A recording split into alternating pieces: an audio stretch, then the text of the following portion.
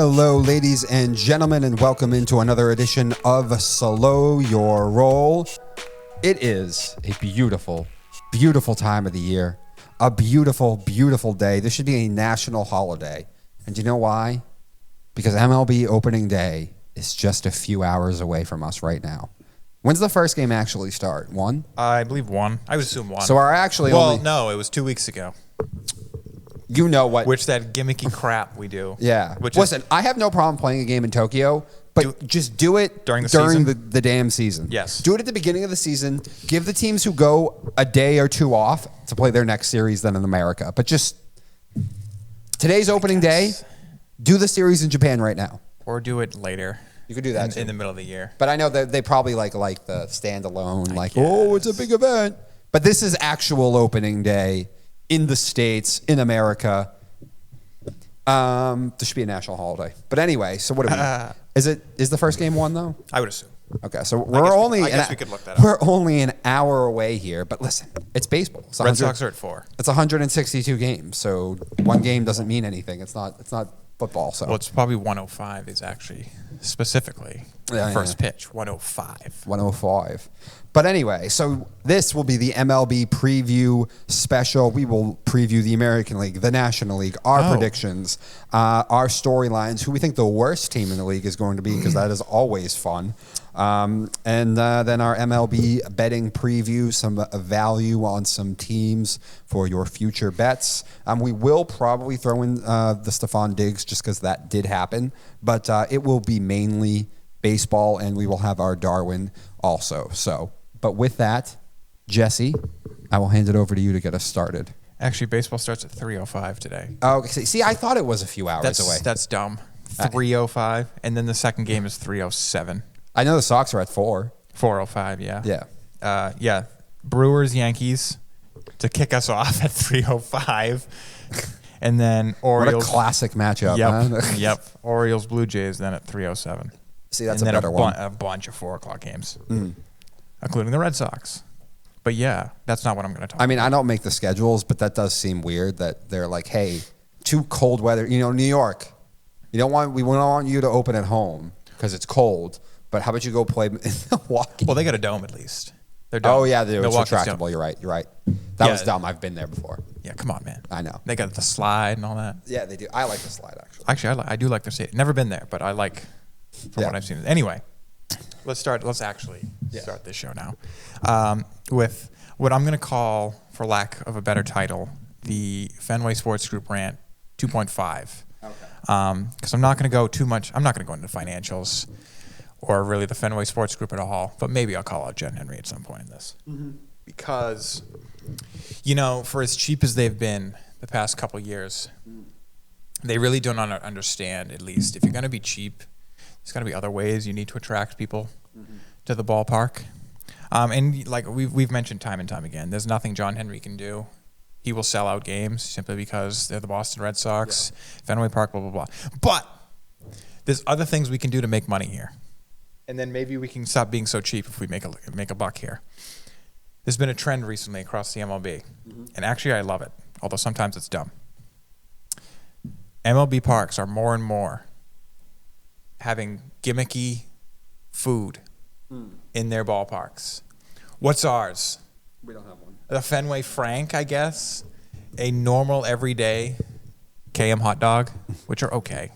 They're not even the best brand of hot dog, but they're okay. And it's just a regular hot dog. It's not even like, oh, it's a foot long. It's one of those dogs that are like way bigger than the bun. Nope, it's just a regular old hot dog. They do have some of those long ones there, though, too. I bet they do. I'm sure but that's not the Fenway Frank. It's just a regular hot dog.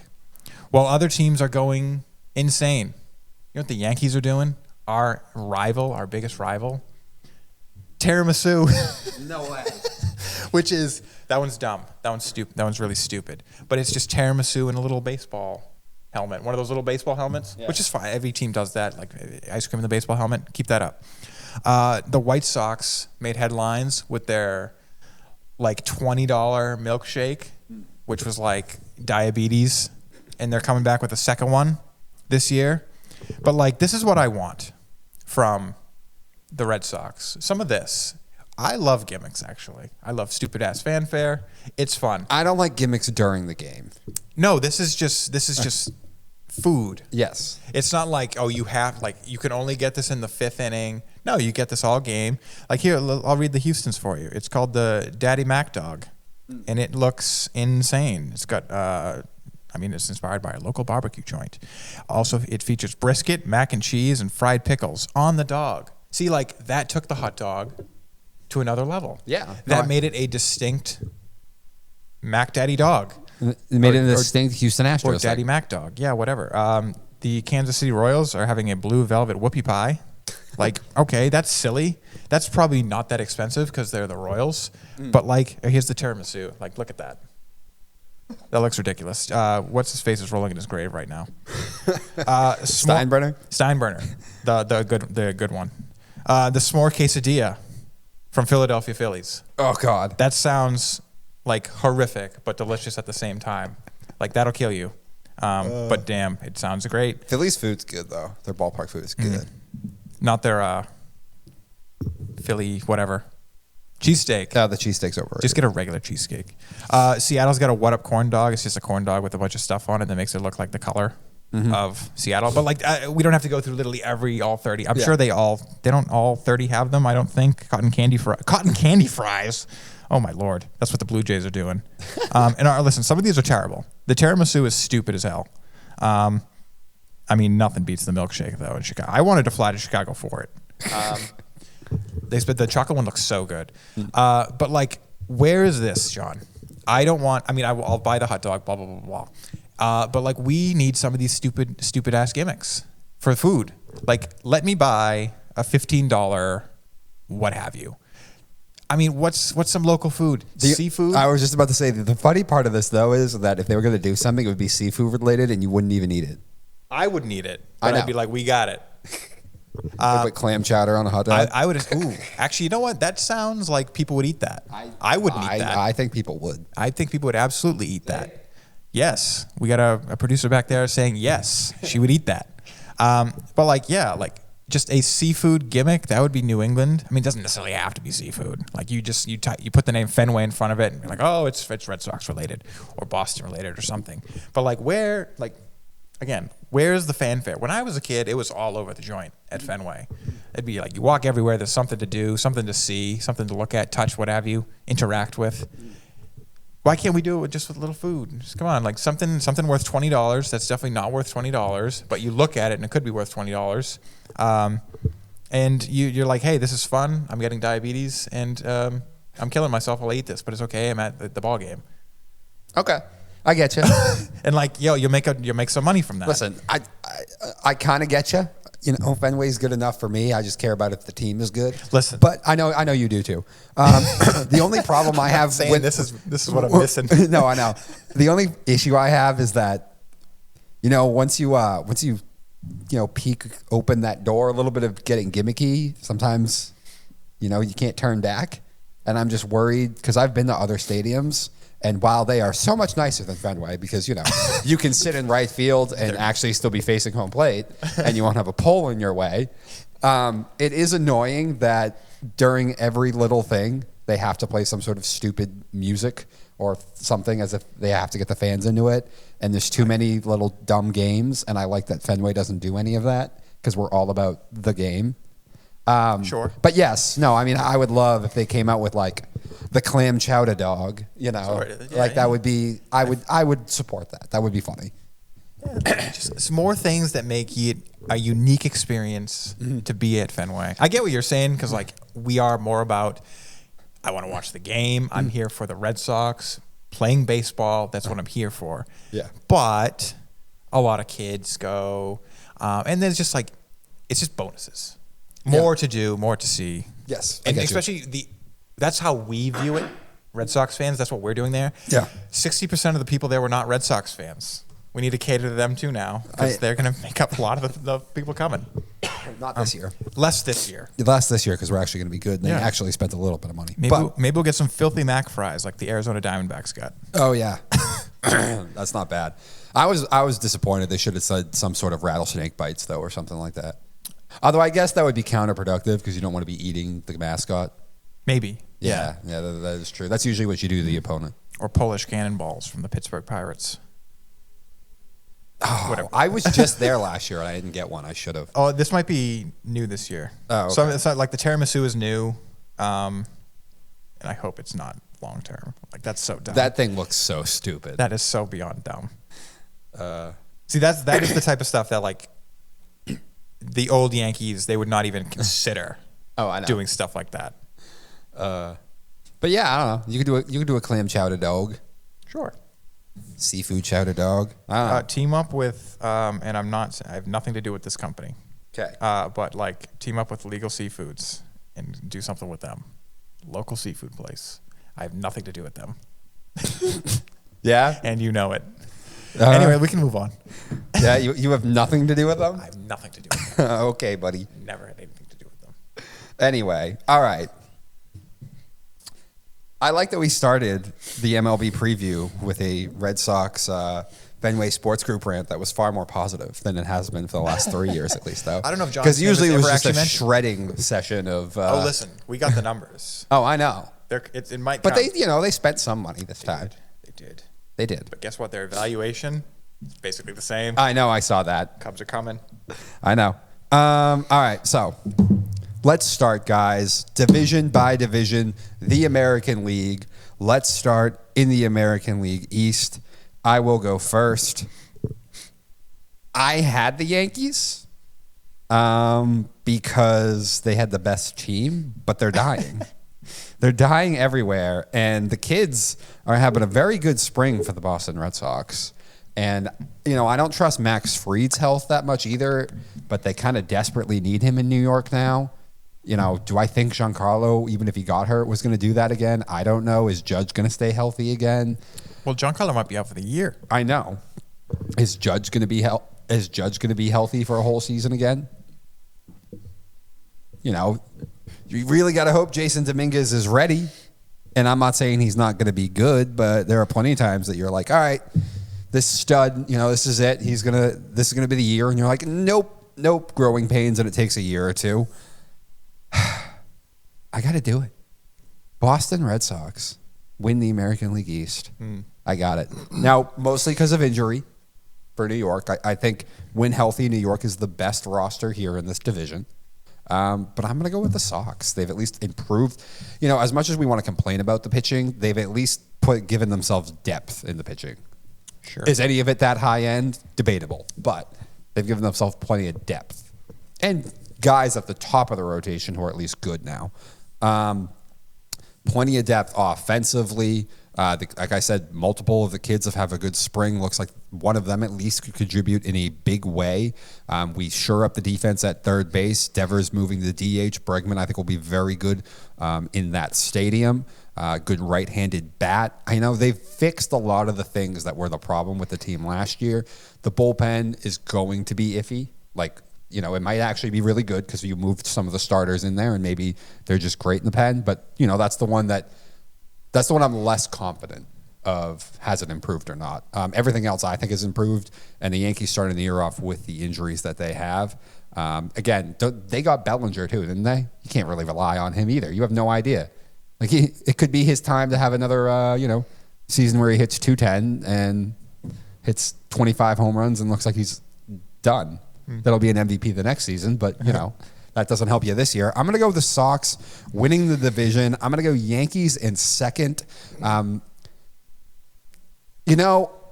sleep on the Rays. I'm telling you right now. They've improved the depth fine. They thought they could compete last year. Some of the kids weren't ready.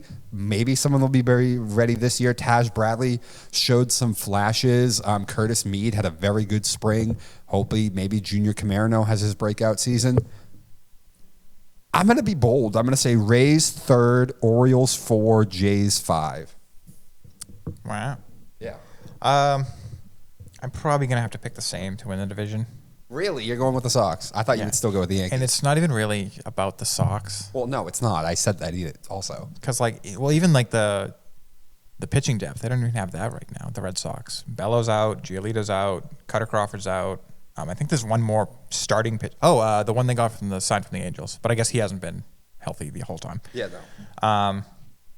So maybe the depth will come eventually, but the pitching could be terrible. It could be. I don't think it'll get that bad. Like, I think they'll get something out of Walker Buehler. Like Tanner Houck. Everyone and their mother thinks, oh, he's not going to be an All-Star again, but that doesn't mean he'll be bad. They have options for their closer. We'll see what Liam Hendricks will be. He had a terrible spring, but, he's pitched a handful of innings the past 3 years. Yeah. So, and then you could technically go with Aroldis Chapman. He shouldn't be shaken by that role if you need him to try it. It's just he's old. Yeah.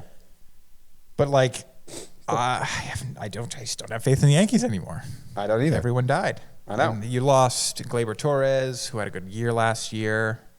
Maybe Jazz Chisholm will be good for them. He had a good spring. Volpe's a year older. Maybe Judge is turning that corner if he'll be a healthy guy now. But that's 3 men. I don't love Volpe. I think he's a very good shortstop. I think he's a very good everyday player. But I also kind of feel like he's hit his ceiling already when I watch him play. I don't sit there and think, okay, there's going to be another level to this. Like, I kind of feel like he already is what he is. But he's good. He is.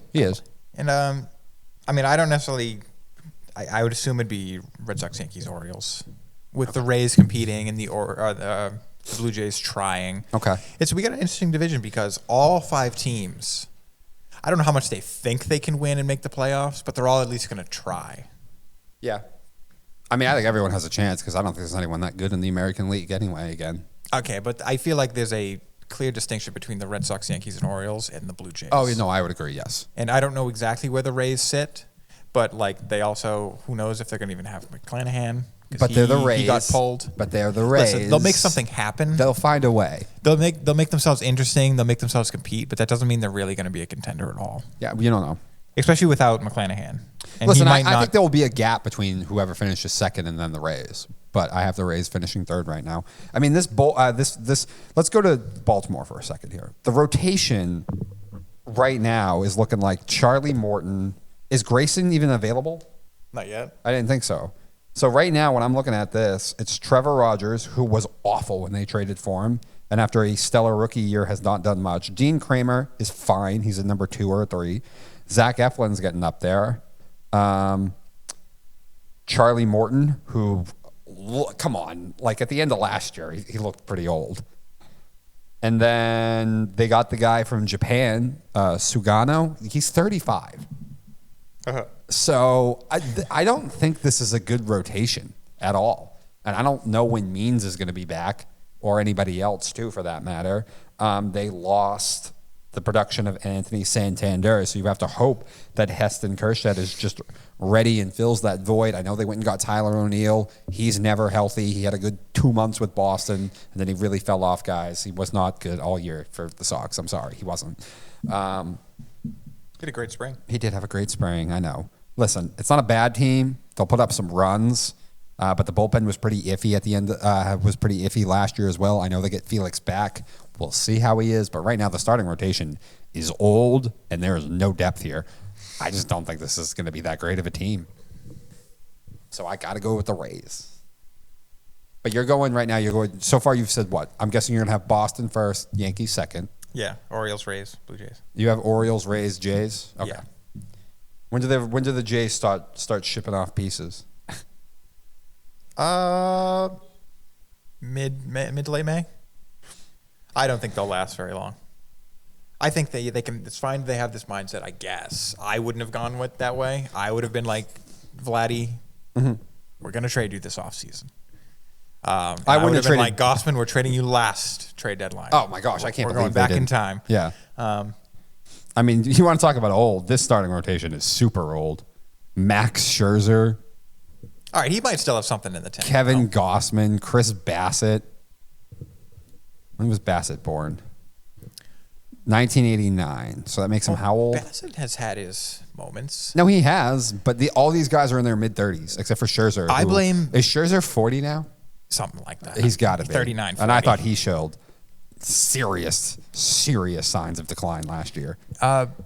Bassett, was he the one last year who 40 punch-outs in 43 innings. That's not very. Usually he has at least a strikeout per inning. Sure. Well, like, wasn't Bassett the one last year who got a lot of crap because he made his pregnant wife No, that clean was up on the plane? No, that wasn't Bassett. That was just a stupid middle reliever who. Okay, but it was a Jays. Okay. He was with the Jays.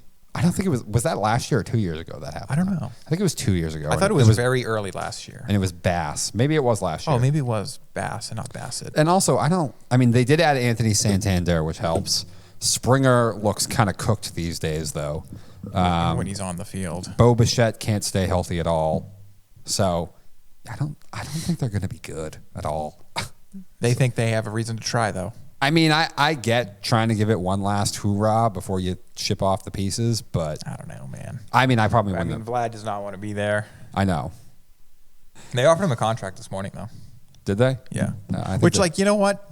Good for them. Good. I don't get why, like players put in these, like, after this deadline, we're not going to negotiate. You can just be like, no, here's more offers. Yeah. There's no law against me offering you anything. Yeah, like, keep going. Annoy the crap out of them. I know. All right, let's move on to the AL Central. I'll let you go first on this one. Okay, it's going to be the Cleveland Guardians. It is not going to be the Cleveland Guardians. I mean, it's not going to be the Twins. Congratulations. You dipped your toe into free agency for the first time in like 5 years. It doesn't matter. Your team sucks. You're not going to come close. I do not know why they're the betting favorite. They're not going to be good. Okay. They're going to be okay. They're going to be Central okay. Maybe I could hear a case for the Royals because, like, all right, they want to try it. They brought in Jonathan India. That's another bat that should help a little bit. And they were pretty good last year. You know, Lugo, Waka, Salvador Perez, all a little bit older, so I don't expect them to really quite the same, but they could compete. And then again, Tigers. Well, let's go White Sox first. They're gonna suck. Mm-hmm. They're gonna be terrible, competing for the worst team in the league again. And Detroit, maybe you can pitch, but I'll believe it when I see it. When you're young players, I don't care. You were good down the stretch last year because there was little to no pressure on them until the very end, and then you got playoffs and you clearly showed that you were out of your depth. Like, Cleveland is not a very great team, but what they can do is pitch. They brought in, or they didn't bring it anyway. They brought in Carlos Santana back. That's great. But they got Kwan. He's great. He's one of the better leadoff hitters in the league. They have the best third baseman in the league, Jose Ramirez. And you know what? Lane Thomas, maybe he'll be comfortable in Cleveland now and he'll actually hit like he did in the playoffs. And like, that's way better than anything else in the division can throw at me. Maybe Detroit, but I'm not going to believe anything until I see it. And like all these young kids, they can't do anything with these young kids, especially on the hitting side of the ball. I think some of these kids produced just fine down the stretch. But it didn't matter, and there was no real pressure. We're just talking about division, though. That's it. Wait, you got to go through the whole list, though. I talked about all 5 teams. Oh, you did? So you have Guardians. I guess I didn't rank them. Yeah. Guardians, Royals, Tigers, Twins, White Sox. Wow, you have the Twins way low. They suck. I know. There's nothing about them. Oh, Byron Buxton and his 10 games he's going to play. That'll be very exciting, 10 games. I get you. Carlos Correa, great. In his knee. So I look at this as the Tigers are the best team in this division. You're going to add this kid who was great and a top prospect. When they called him up last year, he'll get the whole season in the rotation now. And Jackson Jobe. The bullpen was absolutely dynamite. You bring back Jack Flaherty, who was good for you last year and good for the team that you traded for, to go with one of the best pitchers in all of baseball in Tarek Screwball. Reese Olson looked like he was having his coming out party as well. Some of these kids were able to produce offensively down the stretch. Colt Keith, a top prospect, had a breakout in the second half of the season. Andy Ibanez, he had some key hits. Gleyber Torres has been there and done that. They add him. I think Kerry Carpenter is the second best hitter in that division. I think he's one of the 10 best hitters in the American League. I think Kerry Carpenter is as good as it gets offensively. And they didn't even have him for most of last year. Saying Gleyber's been there, done that is kind of funny. I know. Like, he's an MLB player, but like he hasn't really been there and done Matt much. Vierling, good contact guy. Riley Green, a high-end, high-upside offensive player as well. Listen, I'm not trying to say their offense is going to be good because it's not, but I think there's enough here that it'll be fine, and the pitching is going to be so nasty. I think this is the best team in the division. I don't think it's particularly close. Twins finish in second, Guardians in third, Royals in 4, White Sox in dead last, nowhere close to anybody. I think the Royals overachieved a little bit. Cole Reagans is legit. I don't know how many of their offensive players were legit. The Guardians completely overachieved last year. I don't think most of their offensive players are that great. If Kyle Manzardo has a breakout season, they'll be good, and I will be wrong. Other than that, I don't think so. I don't think the pitching's as good as it was before. I think the bullpen's now been overused for the last 2 to 3 years. I expect regression there.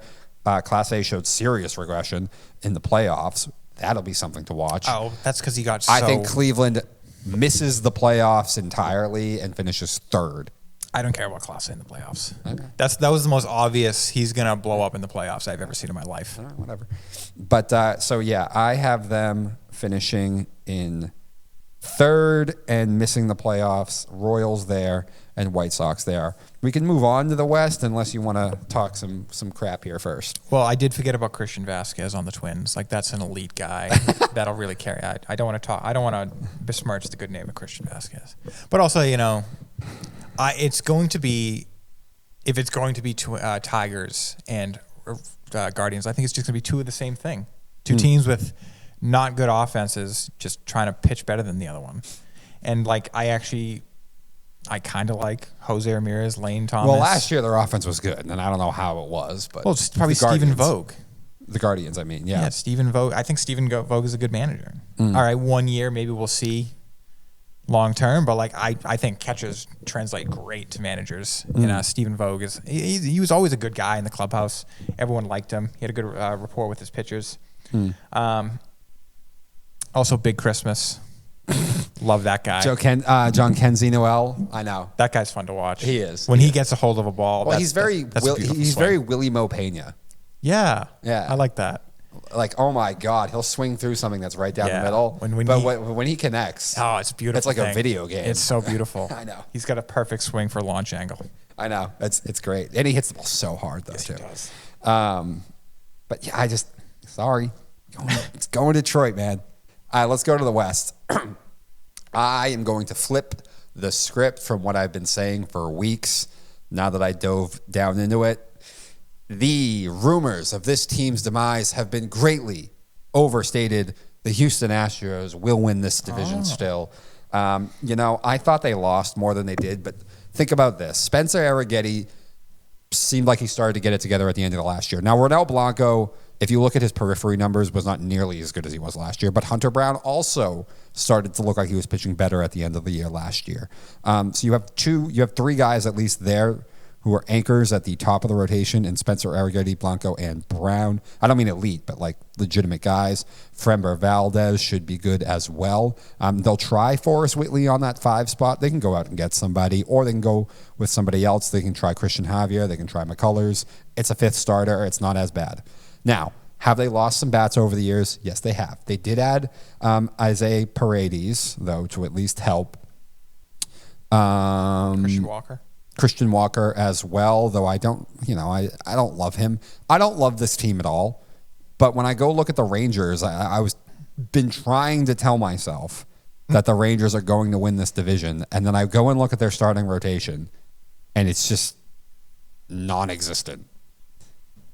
I mean, Patrick Corbin, Jacob deGrom, Nathan Eovaldi, those are all injuries waiting to happen. Do they have some kid that I don't know about? I mean, Kumar Rocker, I guess. I mean, Jacob deGrom says he's going to change the way he's pitching. I did remember seeing that. So to avoid injury. He's doing the damn old. He's doing the old school. I'm just going to throw the ball. I'm going to spot, and then come 6th, 7th, 8th inning. Then I'm going to rear back. Okay, like Justin Verlander. Like, yeah, they're I mean, listen. Old school Kurt Schilling. Maybe it goes well for him. If they can get a full season out of DeGrom, then I'm going to kick myself because I'm going to be the one who went back on everything I said for weeks, even though I was right and the Rangers win this.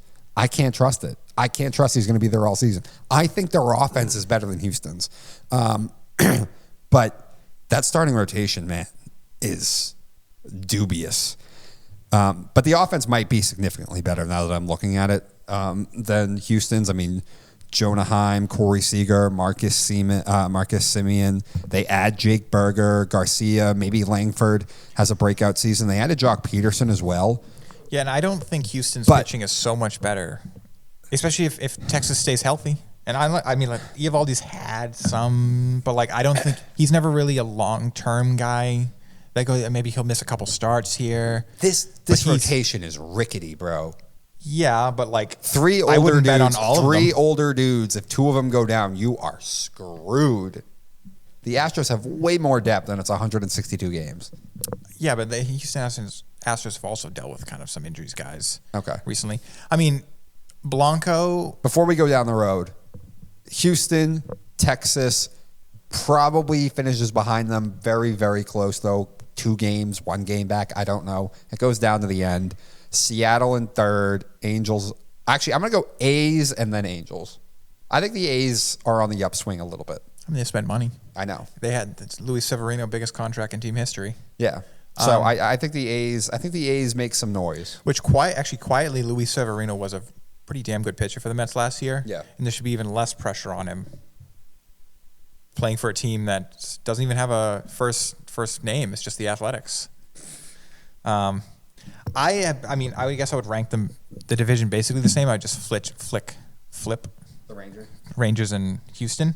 Because like I listen, I'm not going to bet on DeGrom being healthy for 30 starts, but like, you know, if he's not going to rear back for 99 miles an hour every pitch, because like when I was a kid, a power pitcher was a very rare thing in your bullpen. Not even every team had them. And they were all the same guy. It's just he could throw 99 every once in a while, touch triple digits and 100, but like 55% of his pitches were balls. He couldn't control any of them. That's what a power pitcher used to be. Like now they're trying to be starters, and now we're shocked that like, oh my, what is all the Tommy Johns? I mean, we've gone down this road a bunch of times, but like, do the Kurt Schilling. You're gonna throw 90 to 93 for 5 innings, and when you got a guy 2 strikes in the late innings, when you're facing the third time through the order, then you rear back for the 98, 99 mile an hour fastball, and they're so not ready for it. It's not that hard of a concept. Like I said, I like Eovaldi. I mean, I love Eovaldi, and I think he'll be fine. I think they'll be fine. I'm not going to bet on them losing like 3 to 4 starters. That's insane. That's insane bad luck, which happens. I didn't say 3 to 4. All it takes is 2. But like last year, you had this problem. Normally, you don't. If you have this problem every year, normally it's something to do with your team and how you're doing things. Like you should be healthy this year, especially because like it was everybody. Like Jonah Heim missed time, Josh June missed time. I think Corey Seager missed time a little bit last year. Like they all missed time at some point. So like they'll be fine, and it'll be. I assume Houston. I was not as bad about it with Houston. Like, yeah, I think they'll be competing. I think it'll be those 2 teams. Because, like, Seattle didn't spend a dime again. The Athletics did, but, like, they're still so far behind. Like, but, like, good for the Athletics. And then who gives a damn about the Los Angeles Angels? Yeah, no one does. Anthony Rendon's not even playing. What a shocker there. Yeah. Did you see that thing? That during the span of his contract, Ted Williams has played more games when he went off to World War II than Anthony Rendon has. That's a great stat. All right, so that's how we have the American League shaping up. We have the Sox. Both of us have the Sox winning the East. I have the Tigers in the Central. You have the Guardians still. And I have the Astros. You have the Rangers. Who do you think's taking these wild cards? Let's not go too deep in, just off the cuff on the wild cards. What do we have, 3 wild card teams now? Yeah, it's pretty stupid, but basically the second place teams, I think. Yankees. Who did I pick for the second place? I picked the Royals for second place in the Central, and then Houston. So you have the Tigers missing the playoffs entirely. Yeah, that's crazy. Wild cards. I have the Yankees. I will go with. I mean, you can't think multiple Central teams. I will go with those wild cards. I will go with the Rays, and I will go with the Rangers. I'm going to be bold. I'm going to be bold. Wow. Yeah, I know. Two out of the East. All right, time for the National League. Let's go. National League East. This might be the hardest one. The in East? some way. Yeah, kind of. Oh, my gosh. I don't think it's even close. You could pick. You could. No. Yes, no, Atlanta runs away with it. It's runs not, away with it. Dude, Atlanta had a season from hell injury-wise and still managed to win, like 87 games last year and nearly make the playoffs. They're not going to have injury luck that bad again. It's not even about This is the best team in baseball, potentially. Potentially. I know the Dodgers spend money everywhere, so maybe the Dodgers are. But the Braves are right there with them. I think Philadelphia is due for some regression. They got a lot of guys who are older. I mean, they could. The Mets, I know they spent a ton on Soto. I don't care about the Mets. But, I don't think the rest of the roster is that good. They suck. To me, the Nationals are going to have a very nice season. They're going to be interesting. They're going to be well over their win total, guys. There's a whole thing there for the betting segment already. But they'll be nowhere close. And then I think the Marlins have the potential to be one of the worst teams in all of baseball. So I think the Braves run away with this thing. I think they win 100 games. Run away with it? No. Yes. No. Okay. Chris Sale's not doing that again. I get that. I have no idea what Hector Neris is going to do. They got Strider, though, back. Yeah. Well, he's not going to be back right away, right? No, I don't think he'll be back right away. But he'll be there for a good portion of the season. We're in the age where Tommy John surgery is not as scary as it used to be. It's still... As long as you're young and you have your first one. Your second one still, if you have to do it a second time... No matter what, you still have to, great. You can't expect them to go out there and immediately be themselves. Mm-hmm. So I'm Ronaldo Lopez... he was great for the few innings he threw last year, but he throws 4 to 5 innings a start. That's not great. They got that kid though, AJ Smith. I don't know how to pronounce his last name. Xavier or the hyphenated Schroyer name or whatever. Yeah. Well, I mean, Schallenbach's not bad, right? No. Yeah.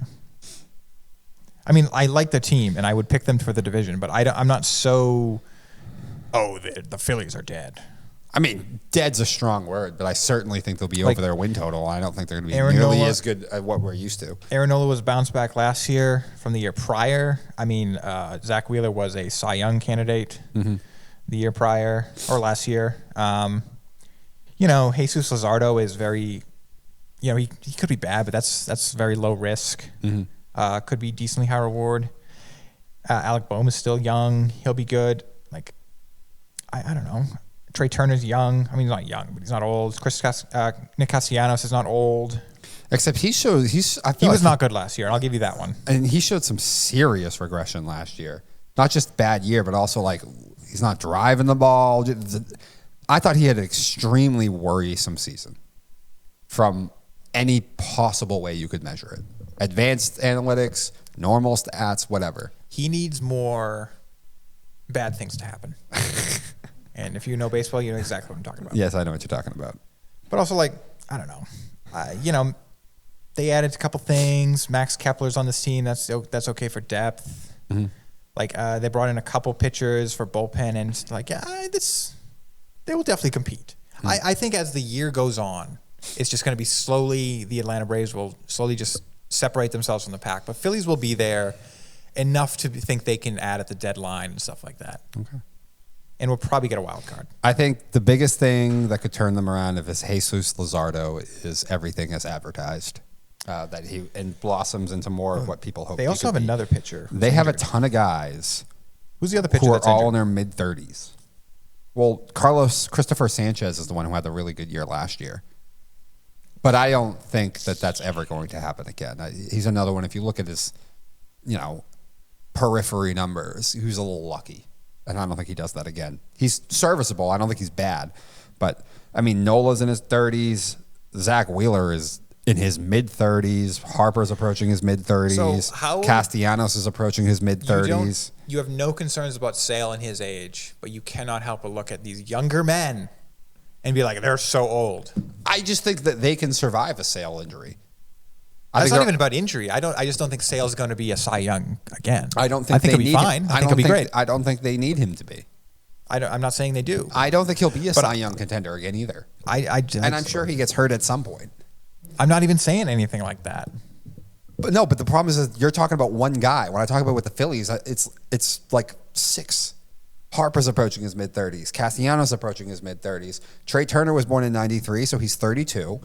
Zach Wheeler was born in 1990. What does that make him? All those guys. Zach Wheeler coming off one of his best seasons ever, too, just like Sale. So if they both are due for regression, Atlanta is better prepared to deal with it than Philadelphia is. But I don't think these guys are going to really. I don't think Trey Turner's going to regress. Okay, listen, I'm on an island on this one, I feel like, for the most part. No, I've heard this. People aren't, I think. I've heard people talk about this. Oh, okay. I mean, it's not like everyone's like, well, it's the Phillies. I don't think they're going to be bad. I just don't think they're going to be that good. I think you're going to look up and they're going to be an 86-win team. That's not very good. It's over 500. It is. It usually gets you a wild card spot. Yeah, but everyone gets 100 wins nowadays, it seems. But I don't know how. Their Vegas total will at least open at 91.5. It might be down to 90.5 now, but so I think they'll be significantly under the projection. 90 to 92 wins, I think is perfect for them. I don't see them ever doing 92. I think this is an 88-win team at best. An 88-win team. Yeah. So what do you have? 4-game difference. Do you have Braves, Phillies, Mets, Nationals? I have Marlins? No. Mets are finishing second to last. Yes. Mets are not a good team. Thank you. Thank you. Like there's nothing on this team other than. And here's the thing. Thank you. Juan Soto is getting the most money ever. Like he's. I don't know. And I'm not saying like anything I've seen from Juan Soto shows he's going to become the lazy guy on this team, but like, okay, he's set for life. Like the second this team shows that they're just as what they are, not good, he's just going to be like, I'm just going to collect my money. And he's not going to do much himself. I know. He'll make some all-star teams. Like, I'm sure he'll be good. He'll probably even be great, but he's one man. And like Clay Holmes, the Yankees closer who got pulled from his job is their opening day starter. That's not good. I know. They got to hope that Cody Senga is back and ready to go for the entire season. Frankie Montas has been a hot mess. Tyler McGill, nothing special. Sean Manaea has bounced around the league. I like Sean Manaea. Griffin Canning. That's a 3. Griffin Canning's a 4 or a 5. Like, this team's not good. No. It's not. I don't understand Frankie Montas. I truly don't understand. Oh, AJ Minter. Can you do me a favor? Can you go look at the Vegas total and tell me if it's still 90.5? There's no way it's still 90.5. It's gonna be. Please tell me someone has bet it down by now. I already took a piece of it at 90.5 on the under, but I can't imagine it's still that high. What is it with the Mets? At least the Yankees are the Yankees. Like, I get why they get overrated. No one gets overrated like the Mets do. Well, because a lot of people are like, oh, look at the payroll. It's so high. They must be good. And it's like 5 guys that are just dragging that. No, probably not even 5 guys. It's probably like 3 guys. It's probably like Juan Soto, Francisco Lindor, and the polar bear there. Okay. Who, by the way, no one wanted anything to do with Pete Alonso. I know. So, like, oh, we brought him. Your second biggest signing was re-signing a guy that nobody wanted. I know. I don't think this is a good team. It's not. I don't understand it. I don't understand the love affair. But they won the wild card series in dramatic fashion. I will have Braves, Phillies. I will go Mets, Nationals, but I think they're neck and neck, actually. Like, I think the Mets only finish like 2 games maybe ahead of the Nationals. And then the Marlins in a deep, deep last place, competing to be one of the worst teams in baseball. We're going to move on to the Central in a second while you look that up, and I'll be honest, I don't know how much time we can spend on the NL Central because I have no idea what to make of it. No? I think the Reds have the highest ceiling, and so I will pick the Reds to win the division. I will go Brewers in second. I'll go Cubs in second. I'll go Brewers in third, Cardinals 4, Pirates 5, and I have no conviction on anything other than the Cincinnati Reds are the best value bet maybe on the board. Because if Nick Lodolo can stay healthy all year, Hunter Green looked like he turned a corner. The offense we know is capable at least. Like, I just think they have a lot of kids that are ready to go. Ellie De La Cruz is a stud. So I think they might have, not might. They have definitely the highest ceiling of everyone in their division. Mets are 90.5. They're still 90.5? Yeah. Oh, my God. I might have to put more money on it. Actually, you can bet that's kind of cool on DraftKings? What? You can bet for any team to eclipse 106.5 wins. Oh, okay. Or will any team go under or over that? Oh, I also forgot about Ashcraft. Pretty high-end prospect. I think he had his moments last year. He could also be really bad, but I thought he pitched better at least down the stretch. But the big thing is Nick Lodelo and Hunter Green, both very productive last year, could take another step. Was Hunter Green You add Jameer so Candelario, maybe Encarnacion Strand breaks out of this. Gavin Matt Lux. McClain you'll have. The outfield looked pretty decent. Steer, TJ Friedley, yeah. Ellie De La Cruz is just a stud, and the division sucks. Aren't you forgetting the Reds' biggest pickup? Who? Terry Francona. Oh, yeah, I forgot about that. Which here's the thing. I want to pick the Reds. I really do. Okay. I want to say it's their time. And the biggest thing about that is Terry. Mm-hmm. I know. You'd think the Cubs are better. I understand that. I think the Brewers are better. Oh, really? I think the Brewers are better. Okay. I know a lot of people who are fading the Brewers who thought last year was a bit over the top. They expect some sophomore slumps out of some guys. Oh, listen, I agree with all of that. Okay. But at the same time, I know the division's not good. I have zero convictions in this division. Actually, you know what? I like this division. I think it'll be a very competitive division, just only with each other. Yes, I know. Like you could even make the argument.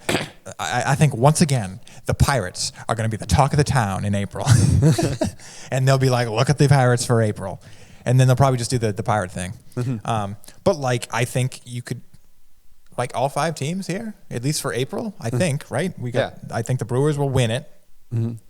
You could. I want to pick the Reds. I really do. And with Terry, it really, I'm so close to doing it.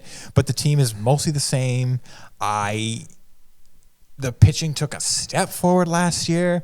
It was still very sus to me.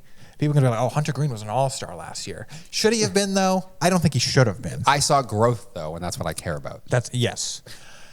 But again, the Rays, man, it's one of those teams that's just like every opportunity, they never take it. What did I say, Rays? The Reds, they will never take the opportunity when it's there. I don't really like the Cubs. There's things I could like, there's some pitcher steals, great. No, I don't like the pitching at all. Armstrong. I think they might score some runs. I mean, the Michael Bush kid was pretty good. Ian Happ. Nico Horner, Dansby Swanson. They add Justin Dansby. Turner, Peter Crow Armstrong, Ian Happ, Seiya Suzuki. They add Kyle Tucker. That was the big one. Oh, Kyle. All right. Like they could score some runs. I did forget about Kyle Tucker. Turner is old, though, so he might just be done. All right, it's Brewers, Cubs, Reds. But the starting rotation, Shoto, Imanaga, I think most people think pitched way above his actual numbers. Oh, actually, I forgot. St. Louis is not going to compete. They suck. Yo, I don't think they will. I forgot they exist. Yeah, no. That was the 5th team. No. But most people think Imanaga was... I mean, he wasn't as great in the second half of the year, especially down the stretch. They think his numbers were a little overblown. He's not nearly that good. Jamison Tyon's the other one who's never healthy and in his mid-30s now. I mean, the only one you really trust a ton is Justin Steele. So I think they have Didn't he have an injury last year, too? Yes, he did. So I think they have some serious starting rotation questions. So I'm going to go Reds. But you're going Cubs? I'm going Brewers, Cubs, Reds. You're going Brewers, Cubs, Reds, Cardinals, Pirates, or Pirates, Cardinals? Pirates, Cardinals. Okay.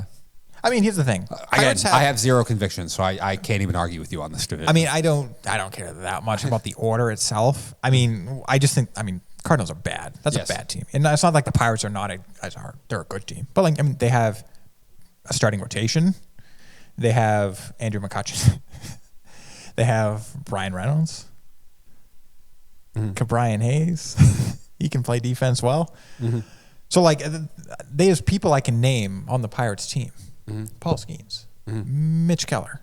There's a third guy. Who's that third starting pitcher? Mm. I can probably find it faster than you.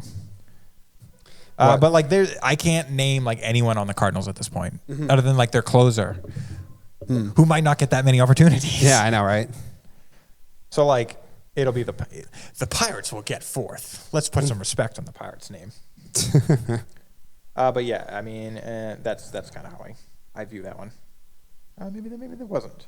Bednar, he had a terrible year last year, but that's a name. Maybe there's not a third starter. I thought there was. on the Pirates. But yeah, I'm going Brewers, Cubs, Reds. You're going Brewers, Cubs, Reds? Yeah. Okay. Not bad. Not bad for sure. All right. Do we have to spend a ton of time on the West? Come on. The Dodgers spend too much money and they're too deep. They're winning it. It's Colorado's time. Arizona finishes second. I do think Arizona probably ends up being one of the best second place teams in all of baseball because I think they're really good. Padres, not as good as they were last year, still competitive, probably get a playoff spot as well because I don't think the second place team in the Central is getting a playoff spot. And then the Giants and the Rockies well behind those top three, with the Rockies well behind the Giants as well because the Rockies are also in the mix with the White Sox and the Marlins to be one of the worst teams in baseball. Yeah. Do you have anything to put there? Yeah, Probably you know not. what? I think this Diamondback team could win several other divisions. I do too. But they're in the West. I hope the Padres do something. I'd like to think they can remain interesting. Mm-hmm. Colorado's going to be terrible. And San Fran, they could be mid. I could see them being mid. Some people even think they could be good. I'm not going to quite go that far, but they could be mid. They could be a very average team. I think they're going to be the Red Sox last year. Really? With that 81-81 finish. With that beautiful, aesthetically pleasing 81-81 finish. Not that anyone cares that much about San Fran. It's mostly about the Dodgers. And AZ, who I picked 2 weeks ago, is my, what did I call him? A surprising team? Mm-hmm. But that rotation. Corbin Burns, Zach Gallen, Merrill Kelly. Eduardo Rodriguez is there. Mm-hmm. I mean, they lost Montgomery for the year, but he was terrible last year. Mm-hmm. You could think, oh, he's good enough to maybe bounce back, but you still have 5 starters here, and you still have a team, a damn good team. You've talked about you expect to bounce back from Corbin Carroll. Yeah. That's a good team. I expect a serious bounce back from Corbin Carroll. I thought the Padres a little bit overachieved. Jerkson Profar doing what he did with them for a while was crazy. That was he did it last year for them, right? It was the last. He's played for so many teams. What was the last 2 years? Yeah, but last year I think he went on a real torrid pace. I think it was the year prior. He got, I don't know who it was, but someone called him out, called him mid, and then he went off at the end of the year, and that continued into last year.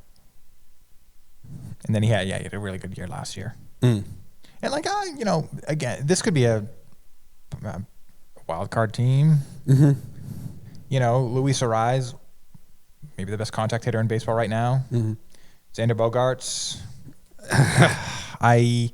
He's got something to give. You'd think, but it was pretty bad last year. Manny Machado still got something. I think this is a good team. This is a playoff team. I think this definitely. I'm pretty confident. There's 2 wild card teams coming out of the National League West and the NL. This is another team that you could really thrive in a different division, but the fact that there's 2 teams in your division, one of them is that the head and shoulders should be clear best team in baseball, at least for the regular season. And then the other one is a team that could potentially win other divisions if they were just not with the Dodgers. And then you're going to be chasing that. You could make an argument that the Padres are a good team, a playoff team, but the fact that you're going to face the Dodgers and the Diamondbacks so many times could just drag you down. Yeah. No, that too. But, yeah. Your game 1 is against Chris Sale today. I think the Central's going to be so bad, though, it doesn't matter. Oh, yeah, maybe that. I think it's pretty obvious. A wild card is coming out of the NL East, and 2 are probably coming out of the West. So I still have that. As much as I talk down to the Phillies, I still have them making the playoffs. All right. With that, we are going to take a quick break. We'll fly through the rest of this probably for the most part. Storylines we're most looking forward to, who we think the worst team in the league is going to be. I'll give you a few of my favorite bets. And then we'll briefly hit on Stefon Diggs and then our Darwin. So stick with us, guys. All right. And we are back here at Slo Ur Roll. Quickly, some storylines that we are most looking forward to this MLB season. I will start. The 2 storylines I think I'm most looking forward to watching how they play out is watching the NL Central. I'll put that as its own thing because I think the Reds, as I said, have the highest ceiling. The Cubs probably on paper should win, and Milwaukee won it last year. So there's three teams that all have a serious case. Reds are the dark horse. Most people won't be picking them. I'll pick them just because they're the highest ceiling.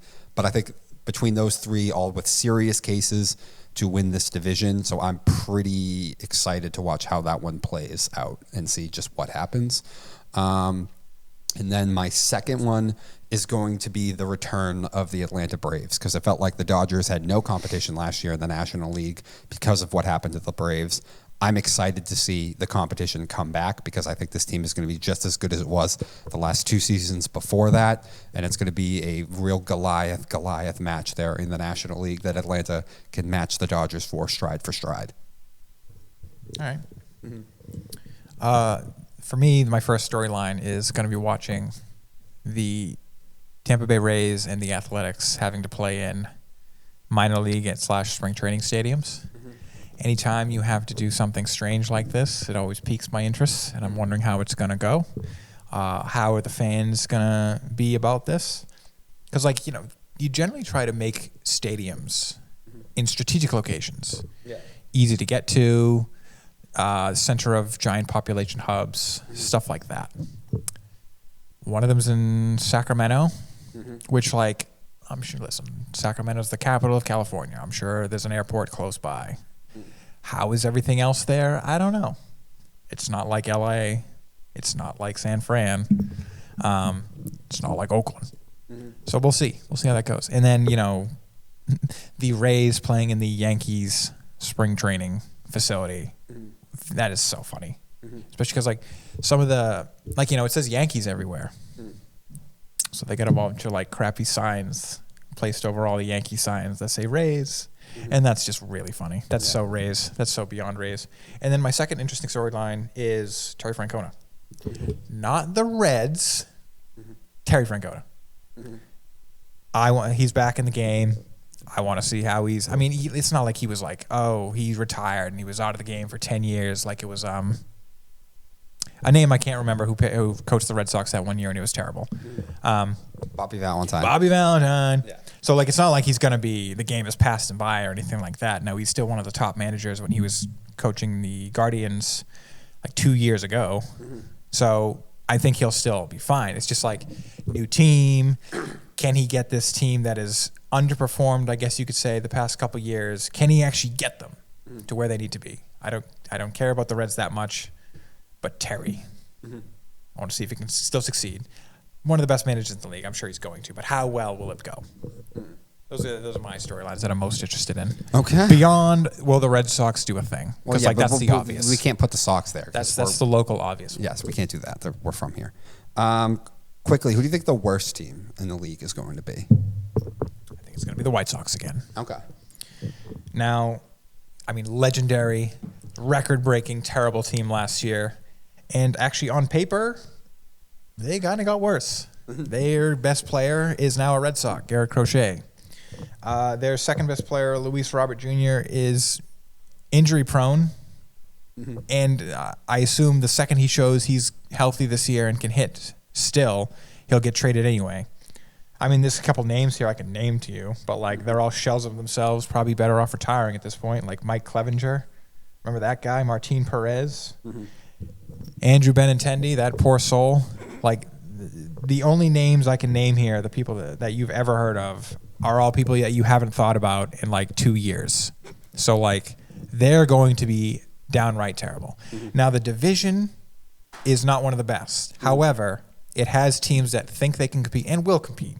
The Guardians, the Tigers, the Royals, all the Twins, all will at least compete for their division. So they'll probably all beat on the White Sox. Yes, we think the National League is better than the American League, but that being said, the American League is going to be very competitive because there's no outliers, there's no elite teams here, which means that bottom feeder team, the White Sox, is going to get its teeth kicked in by everybody. Okay. See, all right. So I will be different on this. I have the Marlins. Part of the reason is Yes, I know there's 4 teams in the Central who will all at least be close together and think they are competing. But in the East, I think it's the same thing. Obviously, I think the Mets and the Phillies are way, way overhyped, but I don't think they're bad teams by any means. I'm sure they will be 80-plus win teams, mid-80s. I have the Phillies probably still winning 87, 88 games. I think the Nationals are going to be one of the most improved teams in all of baseball, and they're going to have a pretty damn good season by their measurables. So I think they'll beat down on the Reds. The Braves will will beat down on the Marlins. The Braves will feast on the Marlins. This team was not good last year and then traded away their best player and most productive player in Brian De La Cruz. I've already heard talks that they are shopping Sandy Alcantara. He will be gone at some point as long as he shows he's even half decent off the surgery. Max Mayer is pretty good. He's been about it, though, and he's never proven it for very long. Cal Quantrill is not that great, and he's about their second or third best starting pitcher right now. You can't even name the guys in this bullpen. This offense is going to be beyond anemic. Jake Berger is also gone, and he's been there for years. So, yeah, I think this is going to be the worst team in baseball. They are awful. I think it could be. Yeah. So and I definitely agree that they'll trade Sandy Alcantara the moment they can. Mm-hmm. The reason I picked White Sox and not Marlins is because, the 4 worst teams are obvious. In no particular order: Marlins, White Sox, Rockies, Cardinals. 3 of those teams are in the same league. And while I think the National League will be better, the more elite teams are in the National League. Although they're not in division, there are 2 other teams that the Marlins could at least compete with to win games against. The White Sox do not have that. Maybe a team will present themselves. Maybe we'll find out the Angels are actually that 5th team, and then the White Sox can compete with them. But as of right now, I think the White Sox have literally no one they can compete with. Okay, I get you. So, moving on to our betting, Jesse. I thought you were about to say football. No. We'll finish with that. So here are what I think are my best MLB bets. Again, some of these teams won't win divisions. A lot of this stuff is value proposition as well. But I will go with the Tigers at plus 250, at least when I got it at MGM to win that division. The Guardians are a trendy pick in a lot of Vegas and pro places to go under their win total and miss the playoffs. I don't never trust the depth of the Twins and some of their guys to stay healthy. I think the Tigers kind of in a lot of ways got better than what they were at the start of last year for sure. So if you're going to give me plus 200 or more on division, I think it's great. Nats over 70.5 wins. Maybe it's gone up since. They have multiple guys who could have breakout seasons. Jacob Young, Dylan Cruz. I think Dylan Cruz was already productive last year. Mackenzie Gore looked like he turned the corner last year. They have another kid, DJ Hearns, who had some valuable time, some valuable innings up at the major league level. Good strikeout stuff. I think this team's going to be pretty good. Probably still finish under 500. Probably only win 78, 79 games.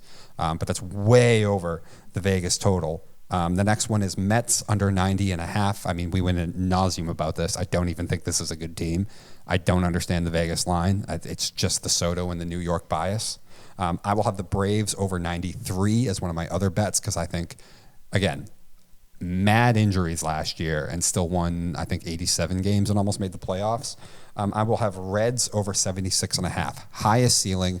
Hunter Green, Nick Lodolo all look like they take steps. Elliot De La Cruz, came into form. They'll have everybody together for the whole season now this time. And, I'll have Braves plus 135. Not great odds, but I just think they're easily the second best team in the National League, so you might as well put the money if it's plus anything. And then finally, Reds plus 475 to win this division.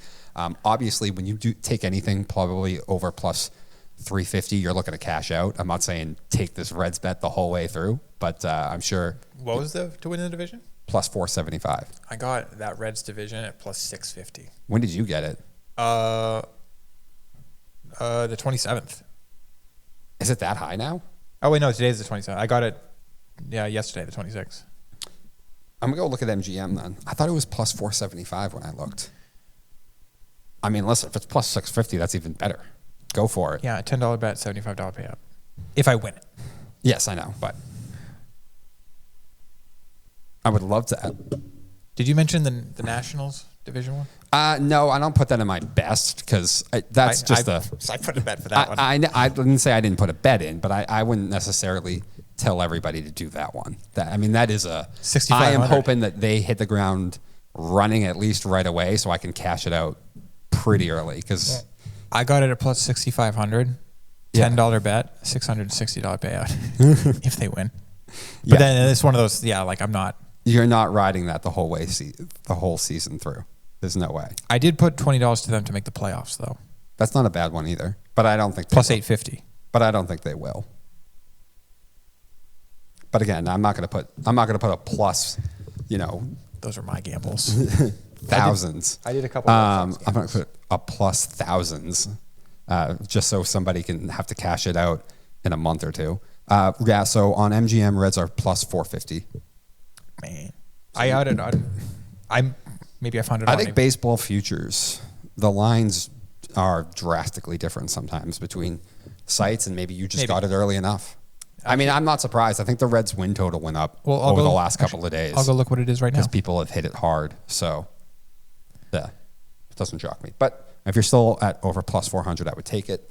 Those are my favorite MLB bets for this season. Jesse, we will finish this off with some football real quick because Stefon Diggs signed with the Patriots. Ooh. Do you have any thoughts on that? I'm going to let you start. I will in a second because I'm actually Reds division on DraftKings has fallen to 550. Okay. Plus 550. All right. So it's split. My immediate thoughts for the Stefon Diggs and the Patriots is I'm kind of indifferent about it because on the field, I mean, you got so much better. You have the number one. In theory, coming back from a major knee injury, he's not a young man anymore. I expect him to not, he won't be vintage Stefon Diggs. Mm-hmm. But a veteran in the room with these young receivers, this young quarterback, that could be beneficial. He still should be talented. He should have something in the tank. But what really actually is my biggest concern, and having Vrabel does help it though, is Stefon Diggs is cancer to the 10th degree. Mm-hmm. Like he is a top 10 worst locker room guy in NFL right now. Mm-hmm. You could maybe argue. That really scares me because this is a young team with a very young quarterback. Mm-hmm. And a guy in the room for what could be 3 years, 3-year deal. And I don't know how much is guaranteed off the top of my head. So maybe you can cut him after 2 years, but Stefon Diggs in that room for 3 years is kind of a scary thought because he is cancer. Yeah. But he's good. He'll be their best offensive weapon, even with the messed up knee. So, you got better. You are better, particularly on the side of the ball where you desperately needed to get better. So, I can't be mad. I cannot be sad. Yeah, I'm not too worried about the toxicity stuff because they just had so much money to spend, and I don't think he's going to be here for 3 years. I think he's going to be here for max 2. You have a locker room under the management of Mike Vrabel, so I think that's going to be a lot easier to manage something like Stefon Diggs. I mean, come on, Mike Vrabel is a higher thought of no-nonsense coach far more than Sean McDermott in Buffalo. Mike Vrabel's going to have full control of the building. They had so much money to spend. They'll move off him if he's a problem. And they need a number, it's time. They needed a number one receiver. I'm glad they went out and got one. Glad they even got one a little bit on the cheaper than some of the other ones who I think are probably overpriced, didn't have to give up draft capital. But you need somebody. You need a reliable, good target for Drake May to just make this all easier. And like I said, if he's a problem, they're going to move off it pretty quickly. You're going to have to get over the fact of the money. We're paying the suck tax. It's going to happen. The team's not been good. You're going to have to pay the Massachusetts tax, the cold weather tax at this position. We're going to overpay for any wide receiver that we have to go get. I'd rather at least be somebody that would be easier for us to at least manipulate the money and be able to cut without as many penalties if we have to with the Diggs one. So I really have no problem with this. This is also another... Again, I would be shocked if he was here for 3 years. I would probably expect him 2 at most, yeah. Yes. But this is also... It's another nail in the coffin of... the Patriots are drafting Travis Hunter. No, they're not. They're not drafting Travis Hunter. I hope not. I was almost guaranteeing it before this Diggs signing, but like now there's nowhere to put him. Mm-hmm. I know. We have an actual crowded wide receiver room. Maybe it shouldn't be that crowded, but like he's now would be our third best cornerback. He would be maybe the second best wide receiver, and that's not worth our time to draft a second best wide receiver that high. Like, yeah. No. All right. Are you ready? I guess, but I don't know what it is. You'll know the minute I say why, though. So Darwin Award. Okay. Let's go. This week's Darwin Award winner is Angel Reese. Again? Again, because she said something again about the strike on the podcast. Oh. Yes. She doubled down? She doubled down. And she said something about the strike wouldn't last very long because the fans and everyone would realize that they have nothing to do or watch. And then she went into a further thing about, do you really want to watch some played out over dramatized television show on Netflix or blah, blah, blah, blah, blah. But the beginning was the point. I'll watch baseball. The fans will have nothing to watch. Huh? It is amazing. What have we been doing the the past level 20 of years? delusion that this organization is allowed to have. How is this possible? Yeah, what have we been doing the last I mean, this is supposed to be a sports show. This is more like a culture psychology show topic. I don't understand how this is possible. But do you know the WNBA is the only league that actually makes profit when it's not playing games? I did hear that. It is more profitable when they are not playing, because when they are playing, they're losing money hand over fist because there's never enough revenue to cover the costs of what it all costs to pay players, stadiums, all the other stuff. This league has never turned a profit. It continues to not turn a profit. You can't strike when there is no revenue. Your money is based on the NBA, not your own league. If it hadn't been for the NBA, you guys would have shut down a long time ago. And this is just an amazing level of delusion. I didn't hear this one. Yeah. But I'm like, what do you mean, what are we going to watch? I think someone, I don't know if it was I think someone from the NBA, WNBA even checked her recently. Like a chairman or something. Well, it was a woman, though, and she still was like, we finally had some positive momentum. That is not the time to. Yeah, that's the last time to take a strike. I know. But I just, what are you going to watch? Like, Anything. We've been watching other things for the whole time. Yeah, no one watches, man. Yeah. And again, it's just funny because you finally had a little bit of positive upturn, and you guys are instantly like demanding the world, and we might go on strike. And I know some of them know it, and I know a lot of them know it, and most of them just wouldn't want to say it. It's like no one is watching you; they're watching one person. There is one person that they're watching in that entire league. So like, it's not even a league success. No, one person is interesting. I know, it's crazy. It is crazy that anyone can have this level of delusion. But no, it's not. There's far more delusional people that I have to read online every day. Yeah, most of those people, I don't know if they're completely serious, and a lot of them are You're right. probably mentally impaired in some way or another. You're right. Or paid to say these crazy things. things. Or some of them might be trolls or paid to say crazy stuff. Yes. Definitely don't think that's out of the realm of possibility. Yeah. But someone with this kind of national stage in the limelight like this is insane. It's also like, you realize that you got paid more at LSU for your NIL deal than you do. She did say that. And it's like, I did hear how do you not understand why? It's because the WNBA doesn't make money, Angel. You were more valuable at LSU than you are in your league now. It is surprising. Well, like, is she not getting any sponsorships anywhere? Angel Reese is not getting any sponsorships? She's probably not as many. She has sponsorships. I see her on some commercials. Yeah, like, there's no way she's not. So she has some sponsorships. But So, but businesses, if you're going to give a WNBA player, except for Caitlin Clark, because she really is that popular, other than her, a deal of any type, part of it is because you want to look good, right? The brand. Yeah, the brand. We're progressive. We're da-da-da-da-da. You know, we support everyone. Do people want that anymore? But that player then at least needs to have a platform to help with your virtue signaling, I will say.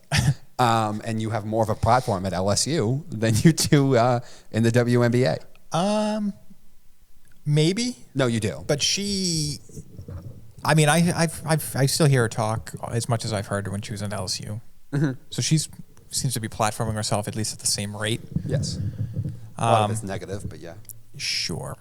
Well, that's her own fault. I know. That's because she goes on and just talks negative about everyone and everything and except says herself. Delusional things. Yes. So she creates that on her own. Yes.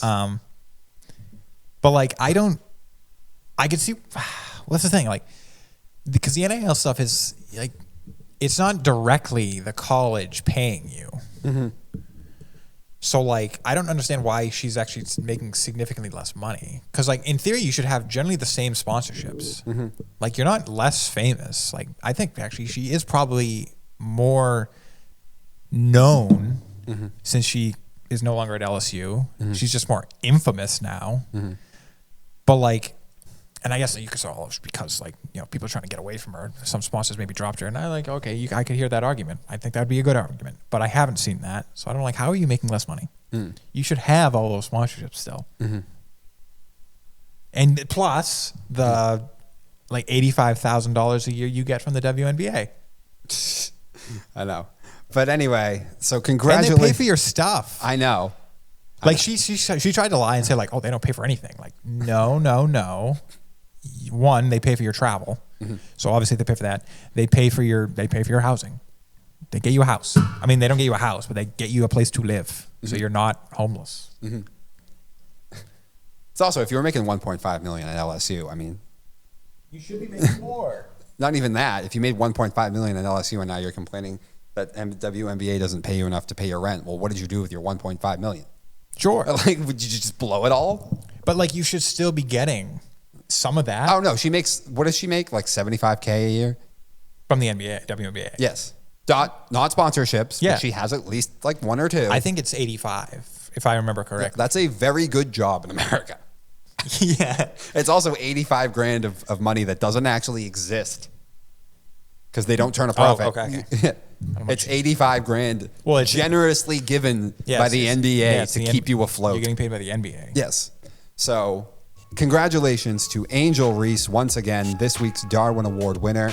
That has been it for Slo Ur Roll this week. Let's play ball, Jesse. Great to say that again. Have a great rest of your week. Put me in, coach. I'm ready to play.